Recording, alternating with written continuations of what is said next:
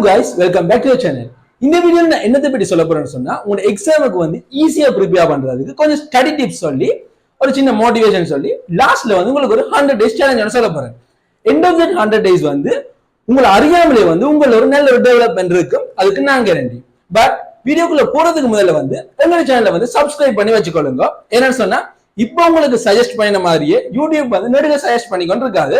Maybe வந்து இதுதான் நீங்க என்ன பாக்குற கடைசி நாளா கூட இருக்கலாம். சோ மறக்காம இந்த சேனலை சப்ஸ்கிரைப் பண்ணி அந்த பெல் ஐக்கனை கிளிக் பண்ணி வச்சுக்கொள்ளுங்க. சோ நான் போடுற அந்த யூஸ்ஃபுல்லான இன்ஃபர்மேஷன்ஸ் வந்து உங்களுக்கு நோட்டிஃபை ஆகும். இப்போ நான் ஸ்டடி டிப்ஸ் சொல்ல முதல் உங்களுக்கு ஒரு வீடியோ டிஸ்ப்ளே பண்றேன். முதல்ல அந்த வீடியோ பார்த்துட்டு வாங்க. How do you maintain that calm, cool exterior? Very simple. Don't think about the result. It's a result that puts pressure on us.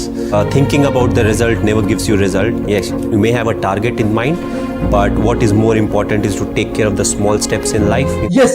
So இந்த மூமெண்ட்ல இருந்து உங்களுக்கு என்ன ரிசல்ட்ஸ் வரப்போன்ற நினைச்சு கவலைப்படுற விஷயத்தை வந்து நிப்பாட்டுங்க. நீங்க அந்த ரிசல்ட்ஸ் என்னன்னு சொல்லி யோசிச்சு கொண்டு இருக்கேக்கா உங்களுக்கு பாதி டென்ஷன் வருது. டென்ஷனா என்ன நடக்கும், உங்களை படிக்கலாம் போ. இப்ப நோமலா இருந்தீங்கன்னு சொன்னாலே, நோமலா படிச்சு கொண்டு இருந்தீங்கன்னு சொன்னாலே உங்களால நல்ல ரிசல்ட்ஸ் எடுக்க இயலும். ஆனா அந்த ரிசல்ட்ஸ் பற்றி நீங்க யோசிச்சு கொண்டு கேட்க டென்ஷன் ஆகி படிக்காம விட்டுருவீங்க. சோ அதுவே வந்து உங்களுக்கு ஒரு நெகட்டிவ் இம்பாக்டா போயிடும். சோ அதெல்லாம் நான் சொல்றேன், இந்த மிச்ச ஸ்டடி டிப்ஸ் நான் சொல்ல முதல்ல இதை பிக்ஸ் பண்ணிட்டு வாங்க. இனி வந்து நீங்க உங்களுக்கு என்ன ரிசல்ட்ஸ் வர போகிறத பற்றி யோசிக்கவே கூடாது. சோ அதை மறந்துட்டு மிச்சத்தை நீங்க படிக்க ஸ்டார்ட் பண்ணணும். சோ டிப் நம்பர் 1 என்னன்னு சொன்னா, நீங்க படிக்கிற விஷயத்த முழுமையா படிங்க. நான் டிரெக்டா ஒரு எக்ஸாம்பிள் சொல்லி சொல்றேன். இப்போ வந்து ஒரு பயாலஜி எடுத்துக்கோங்க. இப்ப இது எல்லா பாடத்துக்குமே அப்ளிகபிள் தான். நான் ஒரு பயாலஜி எக்ஸாம்பிள் எடுக்கிறேன். இப்போ ஒரு யூனிட் 5ல இருந்தும் யூனிட் 6ல இருந்தும் கேள்வி வருதுன்னு வைங்க, கேள்வி வரப்போகுது.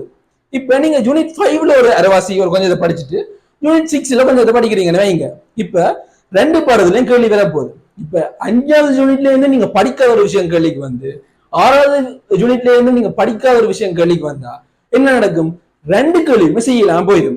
பட் அதுவே நீங்க ஒரு யூனிட்டை ஸ்பெசிபிக்கா ஃபுல்லா நீட்டா தரோவா படிச்சு வச்சிருந்தீங்கன்னு சொன்னா என்ன நடக்கும், அந்த ஒரு கேள்வியை நீங்க முழுமையா செய்யக்கூடியதா இருக்கும். சோ ஒரு விஷயத்த முழுமையா படிக்கிற அட்வான்டேஜ் அதுதான். ஒரு விஷயத்த முழுமையா படிச்சு வச்சா அது சம்பந்தமா என்ன கேள்வி வந்தாலும் எங்களால செய்யக்கூடிய மாதிரி இருக்கும். சோ நல்லா ஸ்கோர் பண்ணக்கூடிய மாதிரி இருக்கு. ரெண்டாவது டிப் என்னன்னு சொன்னா மெமரைசிங் அபிலிட்டி. இப்ப ஒரு எக்ஸாம் வரைக்கும் டெஃபினிஷன்ஸ் கேட்க போறாங்க. இப்ப நாங்க ஈக்குவேஷன்ஸ் பிரதியிட வேண்டி வரப்போம். சோ இப்படியான விஷயங்களுக்கு எங்களுக்கு வந்து ஞாபக சக்தி தேவை. இப்ப கொஞ்சம் காலம் தான் இருக்குன்னு சொல்லி போட்டு நாங்க என்ன செய்வோம்னு சொன்னா நாள் முழுக்க கோப்பியோட இருக்க யோசிப்போம். இப்ப எங்க பிரெயினும் வந்து ஒரு கம்ப்யூட்டர் மாதிரி தானே, ஒரு சிஸ்டம் தானே.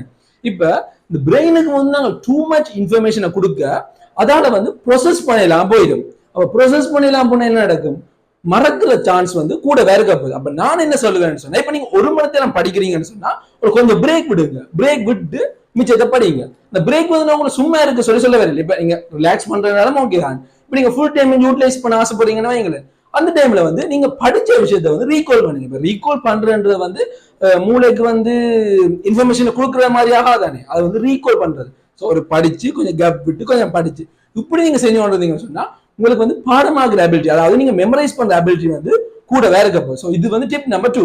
இப்ப டிப் நம்பர் 3 என்னன்னு சொன்னா பாஸ் பேப்பர்ஸ். இப்ப எங்களை பல பேர் என்ன யோசிக்கிறேன்னு சொன்னா, இப்ப நான் எல்லாமே படிச்சு முடிச்சுட்டு தான் நான் பாஸ் பேப்பர் செய்யறேன்னு யோசிக்கிறேன். இப்ப எங்களுக்கு அப்படித்தானே, எங்களை பல பேருக்கு அப்படின்னு சொன்னா எடுத்த உடனே போயிடும் டாபிக், அப்படி யோசிக்கிறது. என்னன்னு சொன்னா இப்ப ஒரு பிசிக்ஸ் எடுத்துக்கொள்ளுங்க. பிசிக்ஸ் வந்து நான் நோட்ஸ் ஈக்குவேஷன் எல்லாம் பாடமாகி எல்லாமே செஞ்சுட்டு தான் நான் பாஸ் பேப்பருக்கு ரங்க யோசிச்சா எதுவுமே செய்யலாம். இப்ப நீங்க என்ன படிச்சு வச்சிருக்கீங்களோ அதை வச்சு பாஸ் பேப்பர்ஸ் இப்பயே செய்யுங்க. இப்ப ஒரு 50 கேள்வி இருக்குன்னு சொன்னா ஓடல வாசிங்க, உங்களுக்கு தெரிஞ்சதை செய்யுங்க, தெரியாத விடுங்க. சோ படிச்ச வரைக்கும் உங்களுக்கு பாஸ் பேப்பர் செஞ்சீங்கன்னு சொன்னா உங்களுக்கு அது நல்லது. எல்லாத்தையும் படிச்சு முடிச்சுட்டு தான் நான் பாஸ் பேப்பர் செய்வான்னு யோசிச்சா வந்து அது கஷ்டம். சோ இது டிப் நம்பர் 3. டிப் நம்பர் 4 என்னன்னு சொன்னா, இது நான் இந்த பர்சனல் எக்ஸ்பீரியன்ஸை சொல்றேன். இப்போ வந்து முடிஞ்ச வரைக்கும் வந்து வேலை கிளம்ப ட்ரை பண்ணுங்க. நான் வேலை கிளம்புறேன்னு நான் என்னத்தை சொல்றேன்னு சொன்னா, இப்ப சில பேர் வந்து நைட்ல படிக்கிறது ஈஸியா இருக்கும், சில பேருக்கு வந்து மார்னிங்ல படிக்கிறது ஈஸியா இருக்கும். நான் மார்னிங் எழும்புங்கன்றது மூலியமா நான் என்ன சொல்றேன்னு சொன்னா, இந்த வெளிச்சம் வர முதல் எழும்புங்க. இப்ப இருட்டா இருக்கே எழும்புங்க. அப்படி 5:30 அந்த டைம் வந்து எழும்பினீங்கன்னு சொன்னா நல்ல. ஏன் நான் சொல்றேன்னு சொன்னா, இப்ப நீங்க எழும்பின உடனே அப்படி எல்லாம் வெளிச்சமா இருக்கணும் வைங்களேன், உங்களுக்கு சீரியஸ்லி சொல்றேன் ஒரு லேசினஸ் வந்துடும். இது நான் எந்த எக்ஸ்பீரியன்ஸ் சொல்றேன், எல்லாருக்கும் அந்த வியாதி இருக்கான்னு எனக்கு தெரியல, பட் நான் என்ன இதுல நான் சொல்றேன். அப்ப நீங்க எலும்பினோட வெளிச்சத்தை பாத்தீங்கன்னா உங்களுக்கு பஞ்சு வந்துடும். அதுவே நீங்க ஒரு இருட்டா இருக்க நீங்க எழுப்பி பாருங்க, ஒரு எனர்ஜி வந்து வேற என்ன சொல்றது, படிக்கணும் கொள்ளணும்னு சொல்லி அந்த ஒரு இது வந்து வேற. இதை நீங்க ட்ரை பண்ணி பாருங்க. இது நான் டிப் நம்பர் 4 சொல்றேன். டிப் நம்பர் 5 நான் என்ன சொல்லுவேன்னு சொன்னா டிஸ்ட்ராக்ஷன்ஸ். இப்ப நாங்க படிச்சு கொண்டு கேட்க போன் இருக்கு கையில, நேர்ல அங்க டிவி இருக்கு. ஸோ இதெல்லாம் வந்து உங்களை டிஸ்ட்ராக்ட் பண்ணக்கூடிய விஷயம். இப்ப நான் இதை வந்து ஒரு வித்தியாசமா சொல்றேனே, இப்ப இருக்கிற டிவி 5 மாசத்துக்கு பிறகு அதுல இருக்க போகுது, கையில இருக்கிற போன் 5 மாசத்துக்கு பிறகு அதுல இருக்க போகுது. இப்ப நீங்க ஸ்க்ரோல் பண்ற ரீல்ஸ் 5 மாசத்துக்கு பிறகு அங்கே இருக்க போகுது. ஸோ 5 மாசம் அதெல்லாம் ஒதுக்கி வச்சுட்டு படிச்சீங்கன்னா கூட 5 மாசத்துக்கு பிறகு என்ன செய்யலாம், நீங்க வந்து அதுல எடுத்து பார்த்துக்கொள்ளலாம். ஆனா இப்ப நீங்க அதுல நீங்க யூஸ் பண்ணி டிஸ்ட்ராக்ட் ஆவீங்கன்னு சொன்னா 5 மாசத்துக்கு பிறகு என்ன செய்யலாது, இதுல யூஸ் பண்ண திருப்ப படிக்க வேண்டிய ஒரு சிச்சுவேஷன்ஸ் வந்துடும். ஸோ நான் என்ன சொல்றேன்னு சொன்னா அந்த டிஸ்ட்ராக்ஷன் தள்ளி வைங்க. இப்ப சேட்டிங், நிறைய பேர் சேட்டிங் பண்ணுவீங்க. இப்ப சில பேருக்கு கேர்ள் ஃபிரெண்ட் பாய் ஃபிரெண்ட் இருக்கலாம், அது ஓகே, அது எந்த விதமான தப்பும் இல்லை, இருக்கிறது ஓகே. பட் ஒரு 5 மந்த்ஸுக்கு ஒரு கதையை குறைச்சிக்கணும். இப்ப நான் கதைக்கவே வேணாம்னு சொல்லவில்லை, சேட் பண்ணுங்க, ஆனா அதுக்கு ஒரு டைம் லிமிட் வந்து வச்சிருங்க. இப்ப ஃபுல் டைமும் அதோடைய மினாக்கடி சேட்டிங் அப்படி நின்றீங்கன்னு சொன்னா கஷ்டம். ஓகே, சோ இவ்வளவு தான் நான் சொல்ல நினைச்சேன் அந்த 5 ஸ்டடி டிப்ஸ். இதை தாண்டி நான் உங்களுக்கு 2 கோட் சொல்றேன், சரியா? அது உங்களுக்கு சூப்பர் யூஸ்ஃபுல்லா இருக்கும்னு சொல்லி நம்புறேன். சோ அந்த ஃபர்ஸ்ட் கோட் என்னன்னு சொன்னா, there are 2 kind of people in this world. One is successful people, the other is distracted people. இதுல அவங்க என்ன சொல்ல வராங்கன்னு சொன்னா, சக்சஸ்ஃபுல் பீப்புள் கொஞ்சம் பேர் இருக்கிறாங்க, மெட்டாக்கு வந்து டிஸ்ட்ராக்டட் பீப்புள். அதாவது இங்க வந்து அன்சக்சஸ்ஃபுல் பீப்புள்ன்றாங்களே இல்ல, டிஸ்ட்ராக்ட் ஆகி சக்சஸ்ஃபுல் ஆகாதாக்கலாம் இருக்கணும். சோ என்ன சொல்ல வராங்கன்னு சொன்னா, எல்லாருக்குமே டேலண்ட் இருக்கு. சோ டிஸ்ட்ராக்ட் ஆகாம படிச்சா எல்லாரும் சக்சஸ்ஃபுல் ஆகலாம் லைஃப்ல. சோ மேக்ஸிமம் டிஸ்ட்ராக்ட் ஆகாம எக்ஸாமுக்கு வடிவா படிச்சு சக்சஸ்ஃபுல் பர்சனாக ட்ரை பண்ணுங்க. அந்த 2வது கோட் என்னன்னு சொன்னா, today is difficult, tomorrow is much more difficult, day after tomorrow is beautiful, but most people tie tomorrow evening. So அவங்க என்ன சொல்ல வராங்கன்னு சொன்னா, இந்தியா நாள் கஷ்டமா இருக்கும், நாளைய நாள் கஷ்டமா இருக்கும். அது பழக்கப்பட்டீங்கன்னு சொன்னா நாளண்டைய நாள் வந்து அழகாக ஈஸியா இருக்கும். ஆனா எங்கள்ல பல பேர் என்ன செய்வோம், நாளைக்கு இன்னும் கஷ்டமா இருக்குன்னுட்டு அதை அப்படியே விட்டுருவோம். விட்டா என்ன நடக்கும், நாளண்டைக்கு இருக்கிற அந்த பியூட்டிஃபுல்லான டே வந்து எங்களால பார்க்கலாம் போயிடும். ஓகே, சோ இப்போ நான் உங்களுக்கு அந்த 100 days சேலஞ்ச் என்னன்னு சொல்றேன். இப்ப 3 சப்ஜெக்ட்ஸ் இருக்கு, 3 சப்ஜெக்ட்லயும் MCQ, ஸ்ட்ரக்சர், எஸ்ஏ இருக்கு. இப்ப முதலாவது நாள் எடுத்துக்கோனீங்கன்னு சொன்னா ஒரு பாடத்தின் MCQ பேப்பர் 2 hour அதை இருந்து செஞ்சு பார்க்கணும்.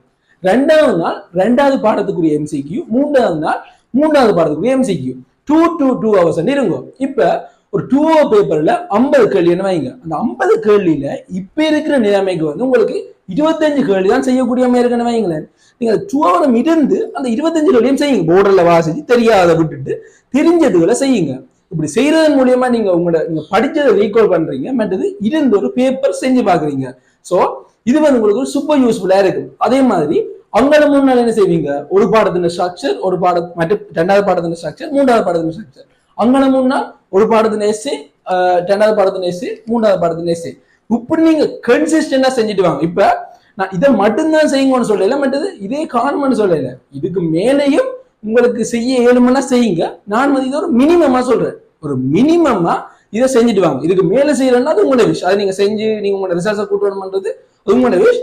நான் மினிமமா சொல்றேன், மினிமமா இதை நீங்க நீட்டா செஞ்சுட்டு வாங்கல. MCQ, structure, SA, MCQ, structure, SA அப்படி செஞ்சுட்டு வந்தீங்கன்னு சொன்னா நீங்க படிக்கிறது உங்களுக்கு மறக்காது ஃபர்ஸ்ட்ல. மற்ற ஒரு பேப்பர் செய்யற எக்ஸ்பீரியன்ஸ் கிடைக்கும். மற்றது இப்படி நீங்க பேப்பர் செய்ய வந்து ஒரு கேள்வி ஒன்று வருதுன்னு சொன்னா அந்த கேள்வி வந்து கொஞ்சம் கன்ஃபியூஸ்டா இருக்கும். நீங்க படிச்சிருந்தாலும் கன்ஃபியூஸ்டா இருக்கும். அப்படி கேள்வி நீங்க என்ன செய்வீங்க, டாக்குமெண்ட் திருப்ப போய் நோட்ஸை பார்ப்பீங்க. ஸோ இது மூலியமா நீங்க படிச்ச விஷயத்தை தரோ பண்ணி கொள்ளலாம். இப்படியே நீங்க ஒரு 100 daysக்கு தொடங்க செய்யுங்களேன், உங்களோட இம்ப்ரூவ்மெண்ட் வந்து பயங்கரமா இருக்கும். ஒரு எக்ஸாம் செய்ய பழகிடுவீங்க. அதே மாதிரி நிறைய கேள்விகள் வந்து உங்களை அறியாமலேயே சப்கான்சியஸா உங்க மைண்டுக்கு போயிடும். ஈஸியா உங்களால கேள்வி செய்யக்கூடிய மாதிரி இருக்கு.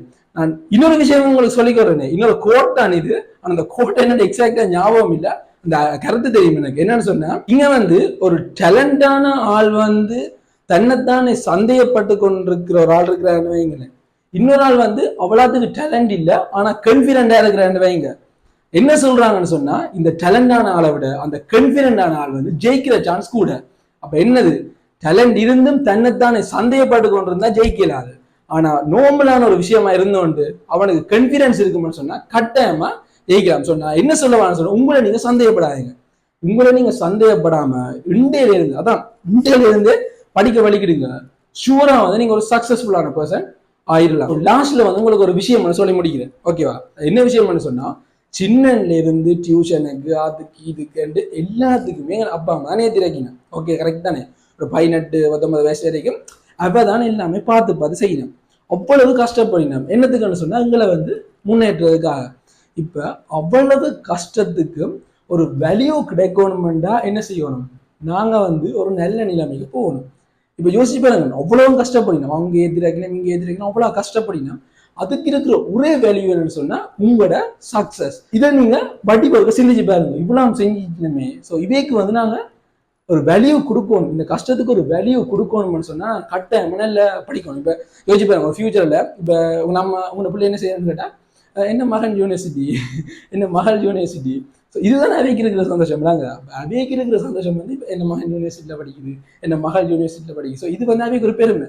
ஸோ அவைய கஷ்டத்துக்கு நீங்க கொடுக்கக்கூடிய ஒரே கிஃப்ட் வந்து இதுதான். ஸோ இதை நீங்க மைண்ட்ல வடிவா ஃபிக்ஸ் பண்ணிட்டு படிக்க ஸ்டார்ட் பண்ணுங்க. ஸோ நான் என்ன சொல்றேன்னு சொன்னா, என்ன ரிசல்ட்ஸ் எடுக்க போறீங்கன்னு நினைச்சு கவலைப்படாங்க. அது வேற ஒன்று இது வேற ஒன்று எல்லாத்தையும் தூக்கி எறிங்க. கன்சிஸ்டண்டா படிச்சு கொண்டுருங்க.